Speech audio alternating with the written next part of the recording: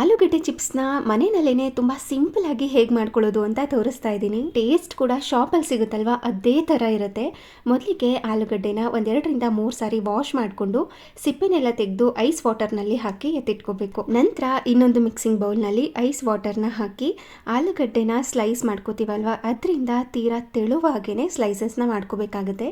ಇದನ್ನು ಕೂಡ ಒಂದೆರಡರಿಂದ 3 ನಿಮಿಷ ಬಿಟ್ಟು ಒಂದು ಕಿಚನ್ ಟವಲ್ ಮೇಲೆ ಒಂದೊಂದನ್ನೇ ಈ ಥರ ಹರಡ್ಕೊಂಡು ಅದ್ರ ಮೇಲೆ ಇನ್ನೊಂದು ಕಿಚನ್ ಟವಲ್ನ ಹಾಕಿ ಇದರಲ್ಲಿರುವಂಥ ಎಕ್ಸ್ಟ್ರಾ ತೇವಾಂಶನ ತೆಗೆದು ಬಿಡಬೇಕು. 1-2 ಸೆಕೆಂಡ್ ಈ ಥರ ಪ್ರೆಸ್ ಮಾಡಿದ್ರೆ ಸಾಕು, ಅದರಲ್ಲಿರುವಂಥ ತೇವಾಂಶ ಎಲ್ಲ ಹೋಗಿರುತ್ತೆ.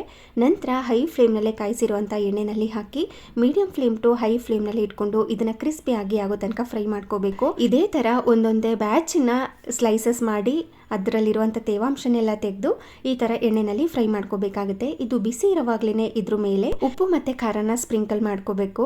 ಹಾಗೆ ಇದನ್ನು ಫ್ರೈ ಮಾಡ್ಕೊಳ್ಳೋದಕ್ಕೆ 1.5 ನಿಮಿಷದಿಂದ 2 ನಿಮಿಷದಲ್ಲೆಲ್ಲ ಈ ಚಿಪ್ಸ್ ರೆಡಿಯಾಗಿ ಹೋಗ್ಬಿಡುತ್ತೆ. ಈ ಥರ ಒಮ್ಮೆ ಮನೆಯಲ್ಲಿ ನೀವು ಕೂಡ ಟ್ರೈ ಮಾಡಿ ನೋಡಿ, ಪರ್ಫೆಕ್ಟಾಗಿ ಶಾಪ್ ಸ್ಟೈಲಲ್ಲೇ ಬರುತ್ತೆ.